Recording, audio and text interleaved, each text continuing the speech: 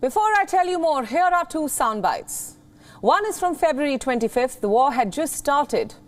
Many accused Zelensky of fleeing the country, but the president went onto the streets talking to his people. The other soundbite is from 100 days later. The setting is the same, the people in the frame are the same, but a lot has changed. Take a look. Всім добрий вечір. Лідер фракції тут. Голова офісу президента. Good evening, everybody. The faction leader is here. The head of the president's office is here. Prime Minister Schmeichel is here. Podolyak is here. The president is here. We are all here. Our military is here. Citizens of society are here. We are all here defending our independence and our country, and it will remain so. Glory to our male defenders. Glory to our female defenders. Захисникам, слава нашим захисницям. Слава Україні. The leader of the faction is here. The head of the presidential office is here. Prime Minister of Ukraine Schmeichel is here. Podolyak is here. And your president is also here. Our team is much bigger. The armed forces of Ukraine are here. And most importantly, the people of our state are here, defending Ukraine for 100 days already. Victory will be ours. Glory to Ukraine. Слава Україні. Героям слава. You heard what Zelensky said. It has been 100 days, the war is still on, but fatigue is setting in. The war has brought the world a near daily drumbeat of gut-wrenching scenes. Civilian corpses on the streets, chaos at train stations, blown-up buildings, and a war at Europe's borders, its worst armed conflict since World War II. So 100 days in, let's now shed some light on the death, the destruction, displacement, and economic havoc as the war reaches a milestone with no end in sight. The first question is, what is the human toll? Nobody really knows how many people have died. There are conflicting claims of casualties by government officials. Some are exaggerated. Others are lowballing their figures. But they are all impossible to verify. Estimates suggest at least tens of thousands of Ukrainian civilians have died so far. In Mariupol alone, officials have reported more than 21,000 civilians dead. Meanwhile, Russia's last publicly released figures for its own forces came on March 25th.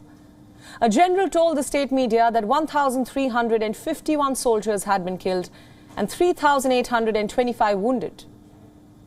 This brings us to the devastation. There have been relentless shelling, bombings, and airstrikes. It has reduced large swathes of many cities and towns to rubble. Nearly 38,000 residential buildings have been destroyed, and 220,000 people are now homeless. Educational facilities were not spared either, from kindergartens to grade schools to universities. Everything has changed. Thousands have fled their homes, but where are they going? The Ukraine war has resulted in the worst refugee crisis in Europe since World War II. About 6.8 million people have been driven out of Ukraine, but since the fighting subsided in parts, 2.2 million have returned to the country. And currently, there are more than 7.1 million internally displaced people within Ukraine. It was a war between Russia and Ukraine, but one that affected the rest of the world too. The economic fallout of the war was felt globally. The West sanctioned Moscow, hitting back at the crucial oil and gas sectors. Europe is finally beginning to wean itself from its reliance on Russian energy. Russia currently faces more than 5,000 targeted sanctions. This is more than any other country in the world. Ukraine, meanwhile, has reported suffering a staggering economic blow. 35% of its GDP has been wiped out by this war. As a major agricultural producer, it has been unable to export some 22 million tons of grain. It blames the backlog of shipments on Russian blockades and Moscow's capture of key ports. The fallout has been felt around the world. Further driving up costs for basic commodities, developing countries are reeling under higher costs for food, fuel and financing. As the Russian invasion grinds into its 100th day with no clear end in sight, Ukrainians seem more determined than ever. They want to take back every lost inch of their battered land. On the other hand, Russia is counting on fatigue to settle in. The intensity of fire is preventing Ukrainian forces from being rotated. They are losing soldiers every day. Ukraine is waiting for the West to tip the balance.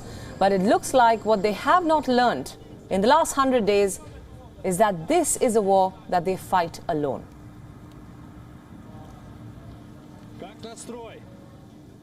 And now for more insights on where this war is headed, joining us now from Washington, D.C. is William Courtney from RAND, a global think tank. William, thanks so much for joining us on WION. You're welcome. My first question for you, 100 days of war, loss of life, infrastructure, a geopolitical shift across Europe. If I were to ask you, is there any real winner in this war, what would you say? It's hard to know how the war is going to end. The battlefield dynamic is still fluid. For example, the Russians have retreated from one of their main aims, which was to seize the three largest cities of Ukraine, Kiev, Kharkiv, and Odessa. Russia has pulled back from Kiev and Kharkiv, and it has not been able to get close to Odessa. That's a huge strategic defeat. Russia's aims now are more limited, it seems, to take control of Luhansk and Oblast and Donetsk Oblast, or regions in eastern Ukraine, and to hold on to some gains in the south. But the Ukrainians are counterattacking in the south, and that could be strategically important. Right. William, just to follow up to that, we've also heard Ukraine's President Zelensky say that his country will emerge victorious in the war started by Russia. Russia, of course, is counting on fatigue to settle in. What lies ahead, according to you?